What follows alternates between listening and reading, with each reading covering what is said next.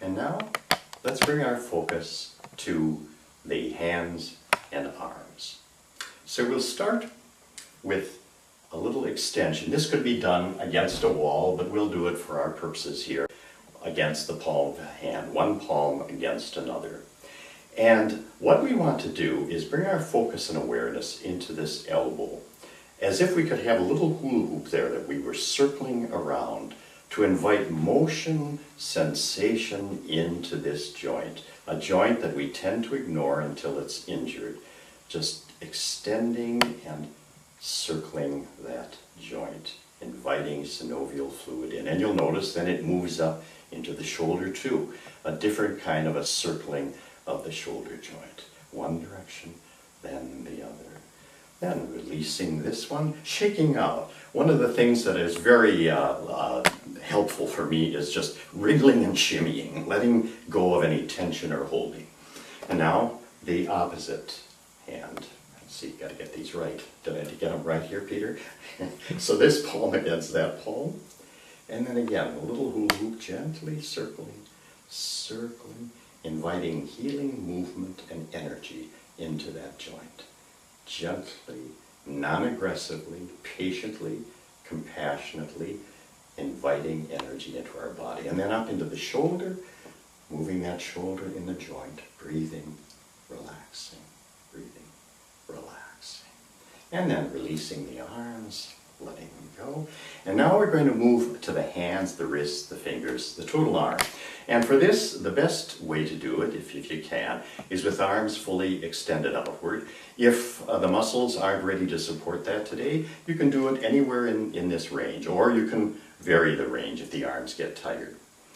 All right, so now again, checking in with breath, relaxed breath, with extended spinal column, and focus now out into the fingers. Touch your fingertips just to make sure you're feeling and sensing them out there. And then let them relax. And now bring your awareness to the thumbs and gently circle the thumbs. For someone like me who has arthritis, these kinds of movements are extremely important to keep my hands and my wrists flexible, moving in gentle, massaging circles, inviting the lubricating synovial into those joints. And then as if they were a crayon or a pencil, just draw little circles on the outer walls with them, one direction, then the other. And now moving awareness to the first finger, and gently draw circles in one direction. Keep the breath relaxed. Notice if, as you're asked to move muscles that aren't so used to moving, notice how the tension can develop, particularly in the breath. Just inviting, gently, patiently, the brain to send the message to circle. Becomes more challenging as we move to the middle finger, which we usually don't isolate so much. We're back to, remember, isolations and rotations. So we're isolating that middle finger. The others will tend to move a little bit, and circling it gently. Circling one direction, circling another. Inviting energy to flow from the core of our body out into our arms and fingertips. And then the fourth finger, perhaps the most difficult one to move independently unless you practice it. I've been doing this kind of thing for years, so for me it's relatively easy. If you're starting, it's a little bit more of a challenge, and be patient. Breathing, relaxing, and finally the pinky, the little finger, moving and circling it. Breathing and relaxing. And now a very important one, make a fist and work the wrist. We want to avoid carpal tunnel. We want to keep the arthritis at bay in the wrists as best we can, or if we have it, keep them moving. Gently circling and stretching, and feel the stretching as it goes all the way down the arms into the shoulders. Breathing and relaxing. And then extending the arms out fully and kind of airplaning a little bit, just circling the arms into the joint. And again, if you hit rough spots, sore places, try as best as possible not to avoid them, but just move more gently and slowly. If, of course, there's injury in there, then you may well need to avoid them. Okay, and as the joint becomes more lubricated, let the circles open up wider.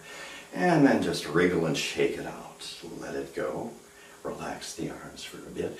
And now, as if you could just throw the arm away, just let it circle on the joint, in the joint. Let it circle around, breathing and relaxing, as if you were going to throw it away. And if it is flexible enough today that it can make a complete circle, let it make a complete circle, one direction, then a complete circle in the other. This can be a very delicious movement once our joints are flexible enough.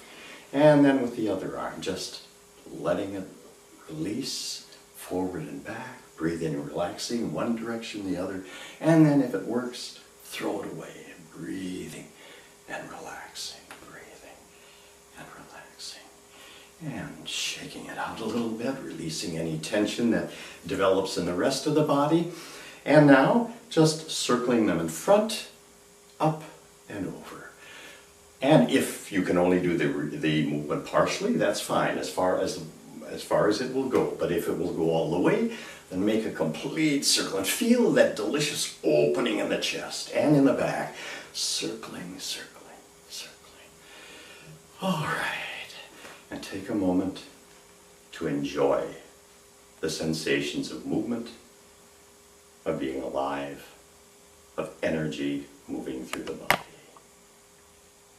And now moving into the hands again in a slightly different way. Raise the palms and scrunch up the fingers. Get all of the joints moving again.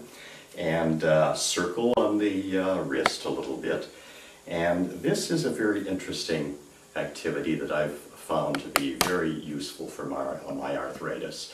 And just gently, gently, gently flap the hands. Now, if they're sore, do it very, very carefully and very slowly, but just to get movement, lubrication into the joint. And as the joint becomes more flexible and lubricated, then you can begin to flap it a little more quickly. Oh, don't do this if it is hurting, only if it feels good. And eventually, it can become a very delicious, energizing experience of really letting go of the hands, letting them go. For me, from my experience, I think it's one of the best things that I do for myself, for my arthritic hands and wrists. Breathing, relaxing. And then stretching, splaying the palms, bringing them together, and just raising the hands up into the steeple position, upward, up, and then opening the palms out and pushing out through the palms all the way through to the other walls. Just raising the arm and opening and pushing, extending out. Feel the extension and the energizing in the right side of the body. And another one, circle around. What I found interestingly, one of the ways I first became aware of synovial fluid was the fact that if I did something once, it was kind of stiff and sore. If I did it twice, it got a little easier. Third time, it got relatively easy. And I thought to myself, what's that about?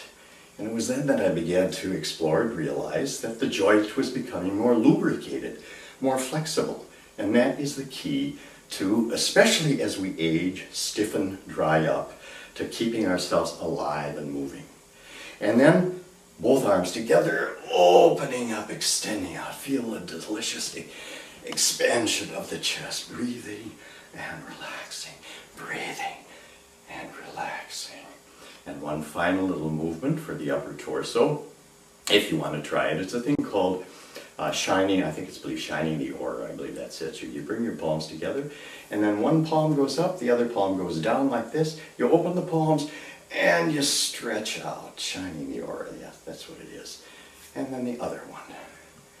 It's a nice stretching and completion.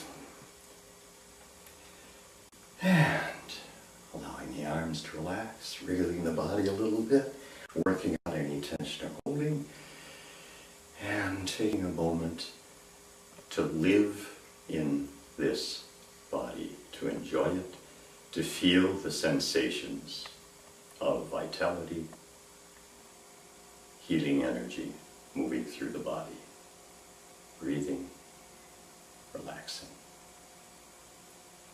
And this brings to a close the segment on the upper body. We'll now move to a very important segment that focuses on the spinal column and the lower body. So come back, let's get moving.